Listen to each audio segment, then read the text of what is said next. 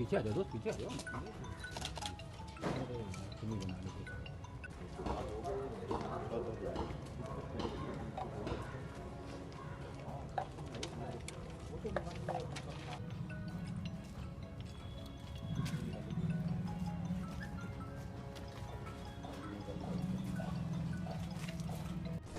मौलाना साहब, आज आप सादतगंज थाने पे आए हैं वसीम रिजवी के खिलाफ कंप्लेंट करने के लिए, क्या कुछ मामला? जी, बिस्मिल्लाहिर्रहमानिर्रहीम। जैसे कि आपको ज्ञात होगा कि वसीम रिजवी मुसलसल इस्लाम के ख़िलाफ़ और हमारी देश की अखंडता के ख़िलाफ़, हमारी एकता के ख़िलाफ़ यहाँ के ऊपर मुसलसल ऐसे विवादित बयान दे रहा है कि जिससे हमारे मुल्क का जो कहा जाए गंगा जमुना तहज़ीब है, ख़ास तौर से हमारे लखनऊ की गंगा जमुना तहज़ीब, हमारे हिंदुस्तान की गंगा जमुना तहज़ीब, हम लोग जो हिंदुस्तान के अंदर रहते हैं और ख़ास तौर से जो लखनऊ के अंदर रहते हैं, अगर यहाँ के ऊपर हमारे बादशाहों ने बड़ा इमामबाड़ा, छोटा इमामबाड़ा बनाया, तो हमारे यहीं पर अलीगंज के अंदर जो है जो हमारा हनुमान मंदिर बना हुआ है वो भी बनाया। तो हम लोग यहाँ के ऊपर, ये थाना है, यहाँ के ऊपर आप देख लें, इसके पास भी हमारे मंदिर भी हैं, हमारे मस्जिदें भी हैं। तो वसीम रिजवी ये काम कर रहा है कि हमारे देश की अखंडता, हमारी देश की एकता के ख़िलाफ़ वो एक ऐसा काम करना चाह रहा है कि हमारा मुल्क में जो है लड़ाई हो, दंगे हों, आपस में जो है हिंदू मुसलमान सिख ईसाई आपस में लड़ें, क्योंकि ये इलेक्शन करीब है। वो इलेक्शन का फ़ायदा उठाकर अपनी जान बचाने के लिए, क्योंकि वक्फ बोर्ड का ऐलान हो चुका है और बहुत जल्द उसका गठन होने वाला है, एक हफ़्ते के अंदर, लिहाजा वो इसके अंदर भूत का जो चेयरमैन था, लिहाजा उसके लिए कोई रास्ता तो बचा नहीं है। वो रास्ता ना बचने के ऊपर उसने यहाँ के ऊपर मोहम्मद सल्लल्लाहु अलैहि वसल्लम जो हमारे नबी हैं और पूरे कहा जाए हमारे संसार के लिए एकता का पैगाम लेकर आए, मोहब्बत का पैगाम लेकर आए, इंसानियत का पैगाम लेकर आए, उन्हीं को वो ये कह रहा है कि वो झूठ थे, फेक थे। और वो जो थे वहाँ पर उनकी किताब आप देखें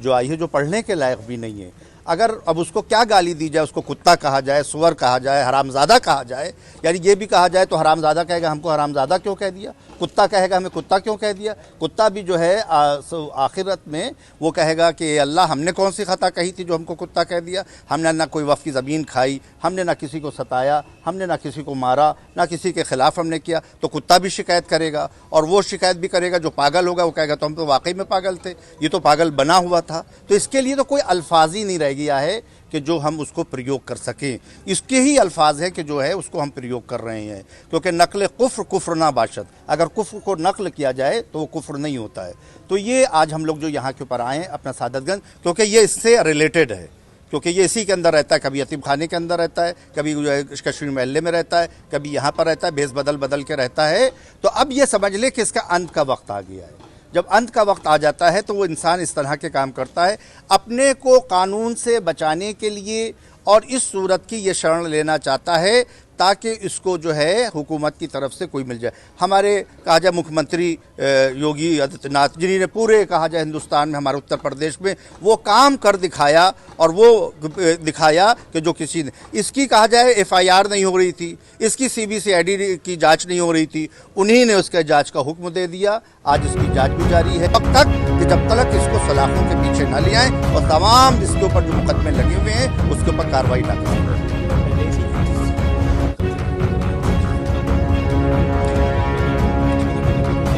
वही कार्रवाई कराने के लिए तो हम लोग आए हैं यहाँ के ऊपर, कि हमने जो आपको ज्ञापन दिया, ये नहीं दिया कि ठंडे बस्ते में और उसको जो है उसके अंदर डाल दिया जाए, कूड़ेदान के अंदर। हम पूछेंगे कार्रवाई क्या हुई, और यहाँ नहीं हुई तो हम इसके बाद अदालत जाएंगे, अदालत के रास्ते खुले। वज़ीर आला साहब कहते चाह रहे हैं कि बहुत जल्द कानूनी कार्रवाई होने वाली है, और ये शांति व्यवस्था इसको बंद। आज ज्ञापन इसी सिलसिले में तमाम पूरे लखनऊ के मुख्तलिफ जगहों पर दिया जा रहा है, और मौलाना कल्बे जवाद साहब भी जो है इंशाल्लाह 13 तारीख को वो भी एक जो है प्रेस कॉन्फ्रेंस करने वाले हैं। प्रेस कॉन्फ्रेंस करने के बाद वो भी जो है ज्ञापन देने वाले हैं, और इसके खिलाफ FIR, और अपने जुम्मे को पूरे यूपी के अंदर जो है हर नमाज जुम्मा के बाद इसके खिलाफ एहतजाज होगा, इसका पुतला जलाया जाएगा, इसके खिलाफ अपना रोष प्रकट किया जाएगा। लेकिन हम सबसे ये कह रहे हैं शांतिपूर्वक करते रास्ते जब खुले, जब हमारे मुख्यमंत्री जी हमारे साथ पूरी तरह बैठ रहे हैं, बात कर रहे हैं, सब कर रहे हैं, तो जब तक हमारे बातचीत के रास्ते खुले हुए हैं, हम किसी को भी इस बात की इजाज़त नहीं देंगे कानून हाथ में ले, जब कानून हमारे साथ है।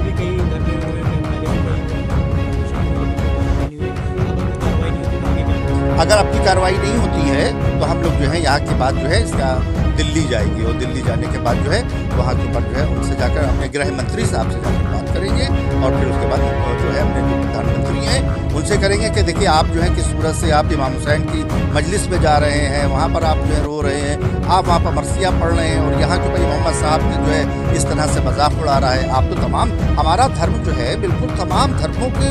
मोहब्बत करने वाला है, सबको करने वाला है। मोहम्मद साहब तो किताब में ये कह रहे हैं कि किसी जानवर जो अगर भूखा मर रहा है, प्यासा मर रहा है, वुज़ू ना करो, पानी ना पियो, नमाज के लिए तो वुज़ू के लिए तयम्मुम कर लो, लेकिन कुत्ते को पानी पिला दो, जानवर को पानी पिला दो।